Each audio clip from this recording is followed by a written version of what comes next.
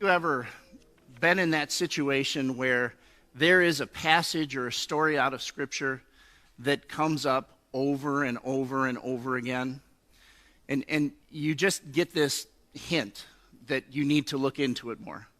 Anybody ever been there? I'll just warn you, if that happens to you, don't mention that to Pastor, because he will not forget that. So back at about the time that the whole COVID-19 started, before it was a pandemic, when it was just a problem, I heard just one line of a sermon online where it talked about the story of Jesus walking on water. And there was a mention in there about Peter. Now, we're going to read, I should have said this so you can get ready. We're going to read Matthew 14, verses 22 through 33 about that story. But what we're going to do is we're just going to kind of go through a little journey on what I found about that passage, because up until a couple of weeks ago, I was very, very certain on where I thought that passage was taking me. And as of about 2 weeks ago, I realized that that wasn't at all why I was being called to that passage, if that makes sense. So let's kind of see how this goes. So Matthew 14, starting at verse 22. Immediately he made the disciples get into the boat and go before him to the other side, while he dismissed the crowd. And after he had dismissed the crowd, he went up on the mountain by himself to pray. When evening came, he was there alone. But the boat by this time was a long way from the land, beaten by the waves, for the wind was against them. And in the fourth watch of the night, he came to them walking on the sea. But when the disciples saw him walking on the sea, they were terrified and said, "It is a ghost," and they cried out in fear. But immediately Jesus spoke to them, saying, "Take heart, it is I, do not be afraid." And Peter, answering him, said, "Lord, if it is you, command me to come to you on the water." He said, "Come." So Peter got out of the boat and walked on the water and came to Jesus. But when he saw the wind, he was afraid and began to sink. He cried out, "Lord, save me." Jesus immediately reached out his hand and took hold of him, saying, "O you of little faith, why did you doubt?" And when they got into the boat, the wind ceased, and those in the boat worshipped him, saying, "Truly you are the Son of God." So just about everything that I've seen about that passage, every sermon, I've read a few commentaries, everybody talks about Peter losing focus, being distracted, and sinking.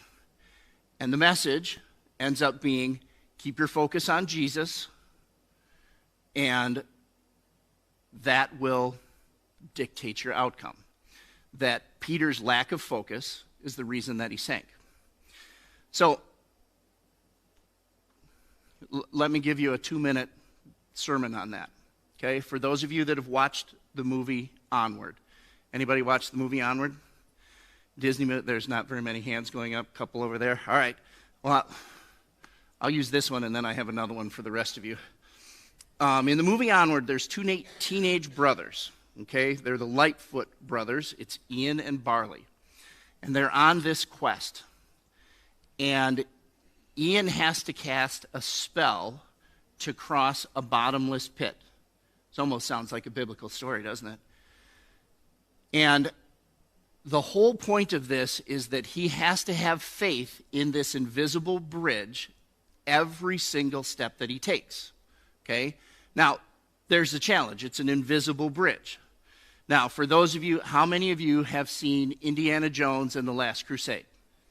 There we go. Okay, so same thing, where Indy has to cross this big chasm on an invisible bridge, and he has to step out and believe that the bridge is there. Okay, now That's no easy task. How many of you, even if you knew it had a bottom, are ready to just step out onto something you can't see? Okay, so there you go. That's the message. If you have to cross an invisible bridge, that you have to have faith in every single step. That's where I thought this whole message was going to start and end. Okay? But what I found out is there's something else here that I wanted to bring out. So let's start out. And if you have your outline, my outline is very, very simple. The whole story starts with Jesus sending the disciples. Okay? I want you to remember that. Jesus sends them out. Okay? He doesn't go with them, he sends them. Immediately, he made the disciples get into the boat and go before him to the other side while he dismissed the crowds. And after he dismissed the crowds, he went up on the mountain by himself to pray. Okay, so let's put this story in context. At the beginning of chapter 14, Jesus finds out that John the Baptist has been executed. Okay? And he is leaving everybody to go be by himself, to go have some quiet time and pray. But the crowds follow him. He ends up preaching to the crowds. He ends up feeding the 5,000. Okay? And all of these people are there. So that's where the dismissing comes from. Now, it's not surprising that that is where this story went. Now, this is a whole other sermon, but if you look at Matthew 23:11, where it says, "The greatest among you shall be your servant." Okay? Jesus was on his way for some quiet time that he needed and ended up serving 5,000 men and all of the ladies and all of the kids that were there. Okay? And then he dismisses the crowd and goes up on the mountain to pray. When evening came, he was there alone, but the boat by this time was a long way away from the land, beaten by the waves, for the wind was against them. And in the fourth watch of the night, he came to them. Does this sound familiar? Anybody remember another boat story in the Bible? Luke 8:22 and 23. One day he got into the boat with the disciples, and he said to them, "Let us go across to the other side of the lake." So they set out, and as they sailed, he fell asleep. And a windstorm came down the lake, and they were filled with water and were in danger. Okay, so this isn't the first time that we see a story of something like this.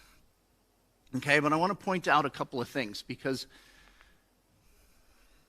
until I really looked into this, it sounded like this was some great journey. Okay? They're on the Sea of Galilee. Now, they call it the Sea of Galilee, but understand the Sea of Galilee is 8 miles wide and 10 miles long. Now, depending on if you're on a leisurely stroll or you're in the grocery store with my wife, most people walk between, well, in her case, 3 and 25 miles per hour. But the average person walks 3 to 4 miles per hour. Okay? So if you were walking across the Sea of Galilee, you're maybe looking at 3 hours. Now, I Googled it, and they say rowing in a boat, depending on how many people are rowing and how big the boat is, that somebody rowing or a group rowing in a boat goes about the same speed. Okay? And if you look at this story, because it appears in 3 out of the 4 Gospels, they say that they were rowing. So this journey should have taken 3 to 4 hours, depending on where they were going from one side to the other. Okay? Now let me throw a few more other details in there, now that we know that's how long it should have taken. Okay, so you remember where it says in there, when evening came. When evening came, he was up on the mountain praying. All right. He dismisses the disciples to the boat. He dismisses the crowd. He walks up on the mountain to pray.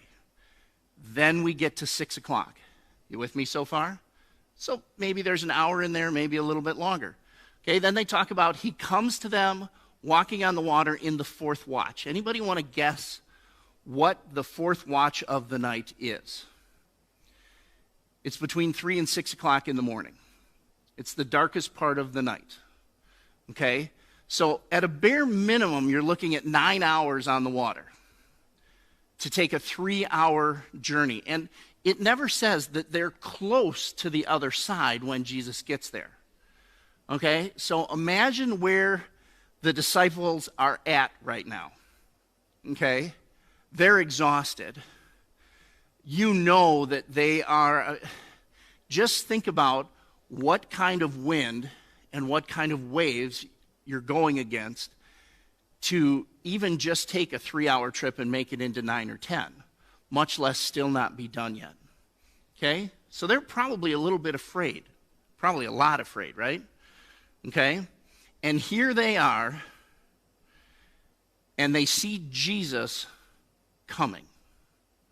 Okay? Now, I'm going to go back again. Who sent them there? Jesus. Jesus sent them there. Okay? What do we know about God and his plan? He knows all of it before any of us were ever here. Okay? So we know that he put them there. And we know that he knew he was going to come to them. All right? So, and in the fourth watch of the night, he came to them walking on the sea. But when the disciples saw him walking on the sea, they were terrified and said, "It is a ghost," and cried out in fear.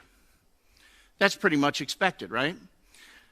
Okay, so let me fill in a little bit of detail because human nature is just a wonderful thing. Back at the time, it was very common, as you probably know if you studied the Bible, there were beliefs in multiple gods and demons and things like that. And a very common belief back then about demons was when there was rough seas, that it was actually demons being angered and creating the rough seas. Demons putting these rough seas against men. Okay? So from that standpoint, for the disciples to yell out, "It's a ghost," okay, I can see where they're coming from. Anybody ever do that, where it's like a throwback to some former thing, where you're like, where did that come from? Like where just randomly you start singing the Oscar Mayer Wiener song, or anybody? A name will come out of your mouth that you're like, wow, I haven't seen her or talked to that person in forever. I don't know. But our brains do weird things like that, right? So here we are. Jesus shows up, okay? And I want to go back to that story in Luke, okay? And they went and woke him, saying, "Master, Master, we are perishing." And he awoke and rebuked the wind and the raging waves, and they ceased. And there was calm. And he said to them, "Where is your faith?" And they were afraid, and many marveled, saying to one another, "Who then is this, that he commands even winds and water, and they obey him?" Okay, so clearly from the story in Luke, they don't understand who Jesus is. Okay? So now we're repeating the story again. Anybody ever heard that phrase, lesson repeated until lesson is learned? My kids hate that phrase, but how many of you have been there? How many of you touched the hot stove twice? There's a bunch of funny stories in there. I also find it interesting that when you read through all of the different times that this story appears, and they talk about Jesus walking on water, they never talk about the fact that he's walking on rough seas. Remember we talked about how rough the seas were to slow the boat down? How many of you trip over a wrinkle in the carpet? How many of you don't even need a wrinkle in the carpet? And you're like, yeah, it jumped out and grabbed my foot.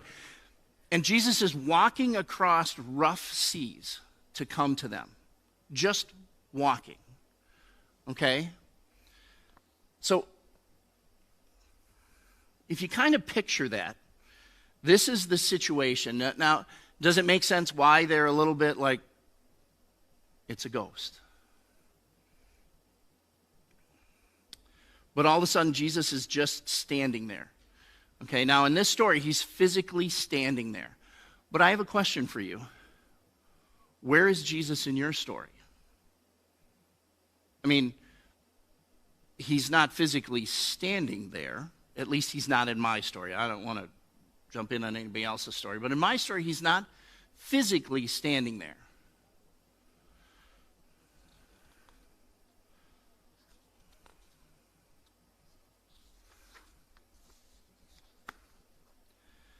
But immediately Jesus spoke to them, saying, "Take heart, it is I. Do not be afraid."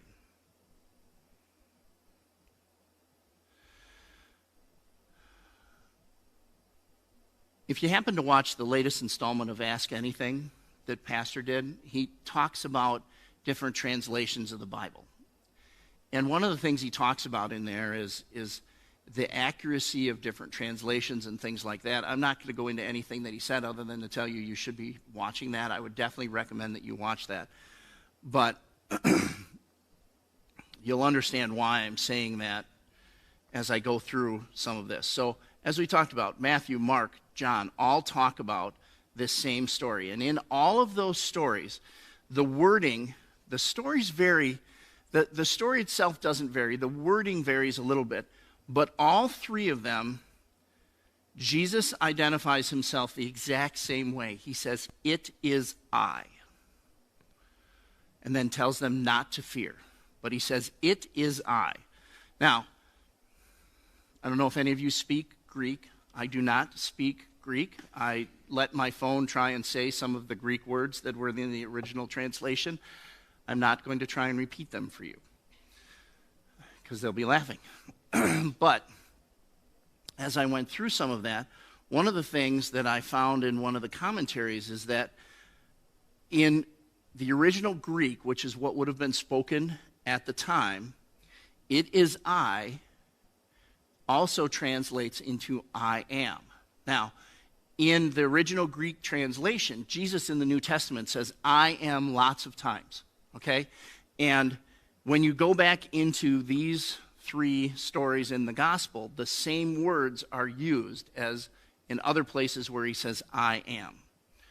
Okay? So, although it's translated in the English versions as "it is I," he is saying, "I am." Okay?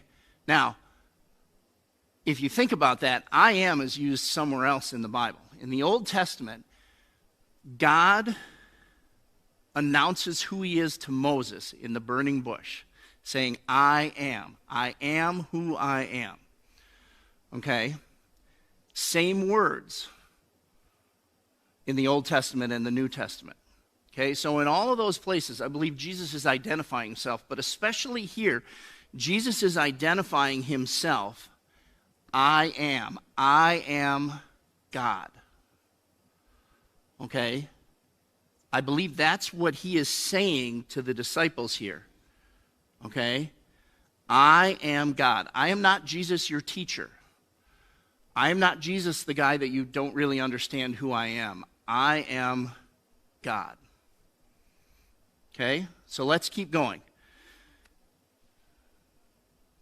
Peter answers him, saying, "Lord, if it is you, command me to come to you on the water." And he said, "Come." So Peter got out of the boat and walked on the water and came to Jesus. Okay, now here we're going to go a little bit more into Greek. Not going to say the words, but when you look at the phrase, "if it is you," okay, when he says, "Lord, if it is you, command me to come out." If you look at the original Greek in that,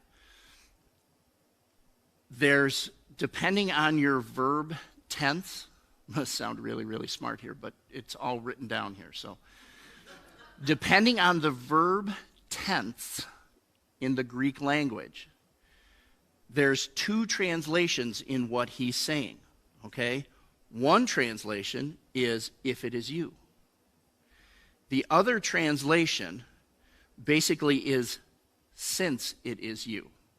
Okay? Depending on the verb that's used is what dictates what the translation is. Now, if you look at this translation and you follow what the verb tense is, Peter is not saying, if it is you. Peter is saying, since it is you. Okay? It's an indicative tense verb. Whatever that means. I don't remember far enough back into it, but it's an indicative tense verb. So he's saying, since it is you, command me.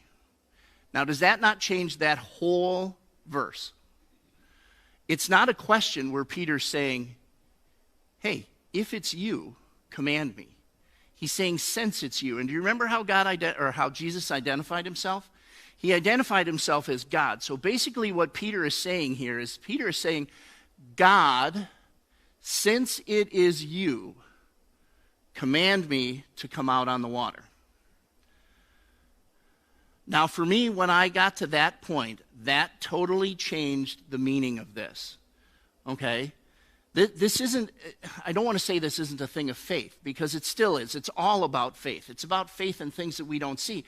But Peter's not saying, if you can do this, have me do it. He's saying, I know who you are. I know what your powers are. And if you want me to do this, tell me to do it. And to this day, he's the only man I know of that walks on water. I've never heard of another story of somebody. I even thought about bringing a little bucket of water up here and trying to demonstrate how it doesn't work. But I figured you all would remember that. Okay? So here we are. So why was Peter able to walk on the water? Well, we already went through that because God commanded him to do it. Okay? The faith that Peter had was in who was talking to him. Does that make sense? I don't know if that comes out right in my brain. But he knew who it was. But when he saw the wind, he was afraid and began to sink. He cried out, Lord, save me.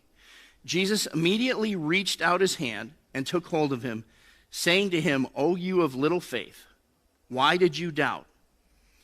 And then they got into the boat, the wind ceased, and those in the boat worshiped him, saying, truly, you are the Son of God. Did you catch that part? He was already at Jesus. He walked there. It was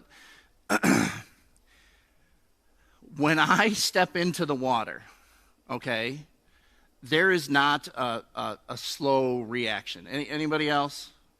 It doesn't, I don't even think the water slows me down as I into it, okay? But he was already there. He was already to Jesus. And he saw the wind and began to sink. There's another word in there, and I remember Dick preached on this. Began to sink. There again, for me, sinking does not have a beginning, a middle, and an end. Okay? It's end. That's it. But he began to sink. What is the picture that they're trying to give us here?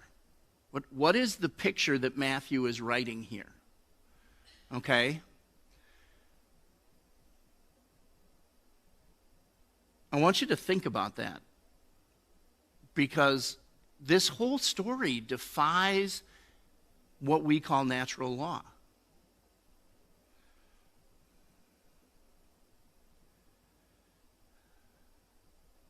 I believe part of the reason that it happened that way is because Peter needed time to realize what was happening, to cry out, and then Jesus needed time to reach out and grab him.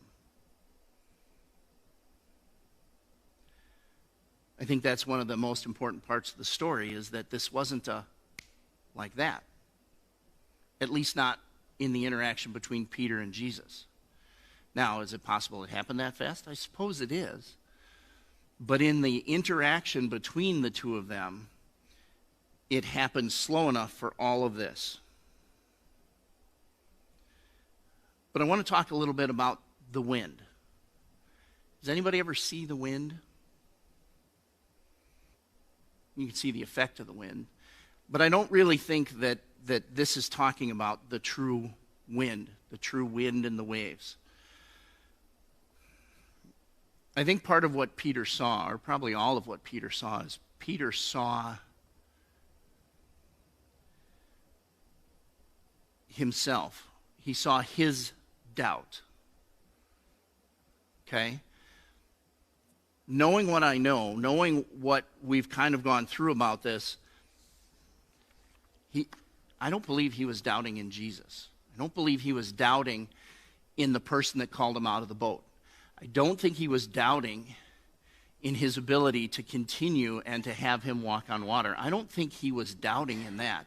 I think what he was doubting in was that point when you go, this might be God, and God might be having me do this, but it's still me. Okay? I mean, if you look at Peter in the whole course, there's about 5 different sermons in this whole thing, but if you look at Peter's a rascal throughout the whole Bible. Okay? Peter is so, I will never forsake you. I will stick to you to the end. He cuts a guard's ear off in the Garden of Gethsemane to protect Jesus. Okay? But yet he denies him 3 times. After he says, Jesus says, you're going to deny me 3 times. And he's like, no, I'm not. I'm your guy. I'm your man. I will never leave you. I don't know that guy. Okay? Peter fights humanity. Peter is an example of the fact that no matter how good we are still fallen. If Peter has a lack of faith here, his lack of faith is not in the fact of the faith in Jesus. His lack of faith is an understanding of the fact that I'm fallen. I don't know that I'm good enough to do this. I don't know that I'm good enough. He was one of Jesus' 12 disciples, top 12 in the world for all time, best of list, top 12. And probably not at the bottom of the list. If you see how often he's in the Bible, how often he teaches, and what he does, he's one of the top guys. But yet we see over and over and over again that he is still fallen. He is still flawed. He still fights that same fight. Andrea is finishing up her senior year, and the last book that she has to read in her language arts is the Screwtape Letters. And I don't know if you guys have read the Screwtape Letters. But if you haven't, I would encourage you to, because that book is a great example of what Satan does to us. It's probably the most awesome book I've ever read, where it's a story and it has some humor in it, but it's made to say exactly what's happening in our lives.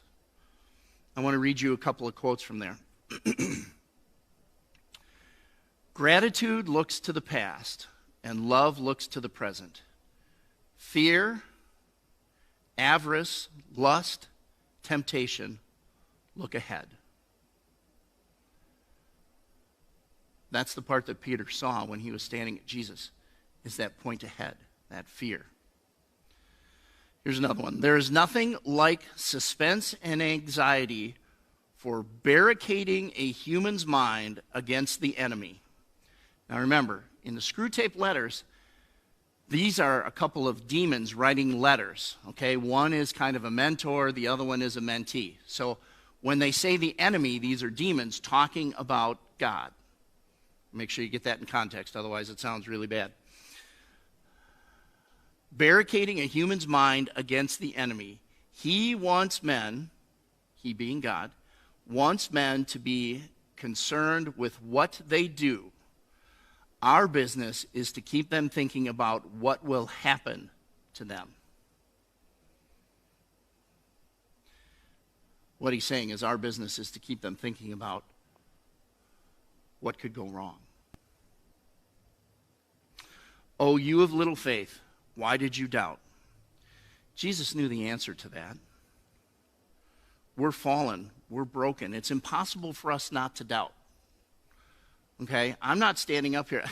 It's funny because I've been looking forward to doing this. it's weird because I would have never told you I wanted to do this. But I still get nervous about doing it. I just, as everybody was coming in, I'm sitting up here going, gosh, am I ready to do this? I'm about to preach about doubt and how we can't get away from it. And the one thing that I do right before service starts is I start doubting in my ability to do this. I'm not up here because I'm some theologian or some scholar. I'm up here to say, example. It's the way that it works. It doesn't matter if you're up here, if you're out there, if you're on the video, if it's your birthday today and your birthday is so important to you that your sisters deemed it a national holiday. That's your shout out. You better be watching right now. Sorry, that was a little inside joke, but I had to get it in there.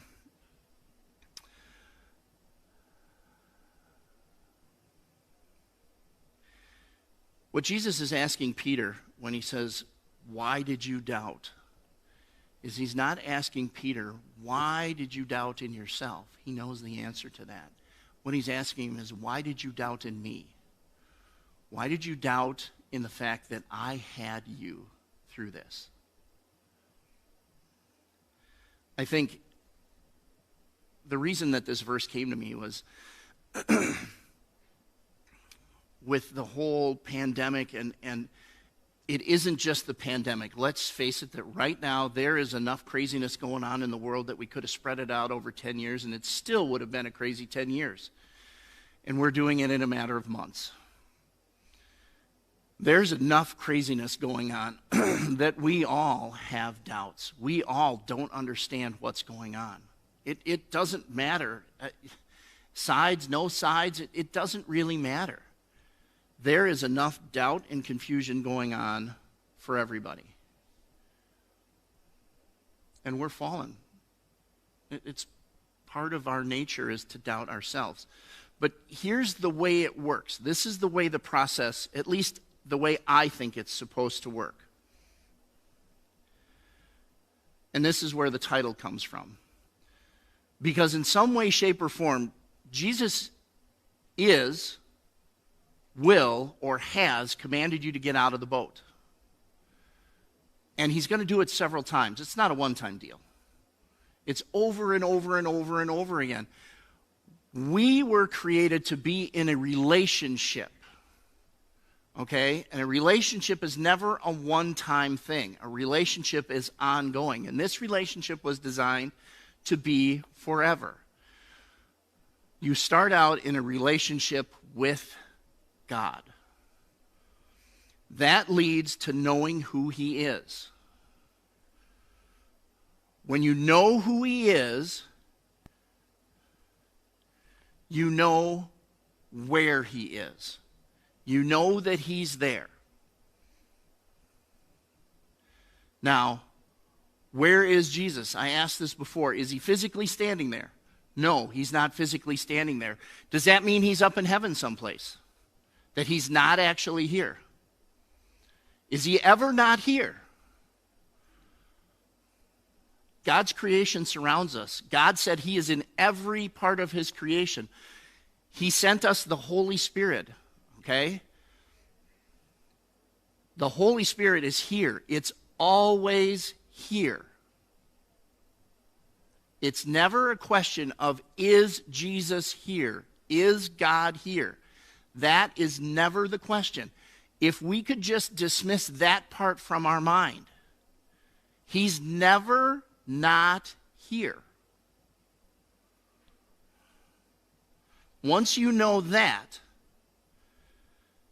that leads to knowing about the calling and the lifting. What do I mean by calling and lifting? It's the connection with him that Peter doubted. And that's why I'm saying what I'm saying. It's not that he's not here. It's about our connection to him. And our connection to him is going to go in and out. Because we're fallen. We can't change the fact that we're fallen. So we can't change the fact that we have doubt. But since we can't change it, My favorite saying is, hey, let's get in a time machine, let's go back in time and change something, and we'll have it different now. But we can't do that. Anybody have a time machine? Didn't think so. If we can't change it, then all we can do is fix it now. So if you get to a point where you feel like you're missing that connection, change it now. That's what I believe this passage is trying to tell us, is that we need to work on having our connection. Jesus will reach out to you as soon as you cry out to him. Like that. He will reach out to you. He's already there. You're already there. He's just waiting for us to ask.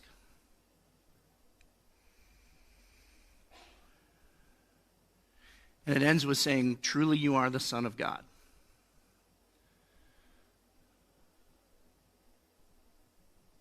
It took all of that. Now understand, these are the disciples. They just watched him feed the 5,000. They've watched him calm the seas. They've watched him do all of this stuff. We're just reading about it and learning about it. They watched it happen. And it took until here. And if you read some of the other Gospels, not all of them believed. Not all of them were on the same page. They still didn't get it. Because it's a lifelong journey.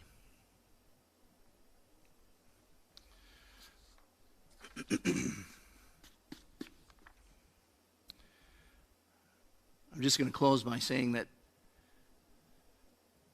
have faith in the things that never change. God is right here, right now, with you. He is never not going to be right here, right now. He wants to be with you all the time. All you have to do is reach out, and he'll take your hand. Lord, I thank you for these words, and I just hope that we can join with them, that you would burn these thoughts into our heart, that you would constantly remind us that you are here and you are not going anywhere, and that we just need to reach out to you.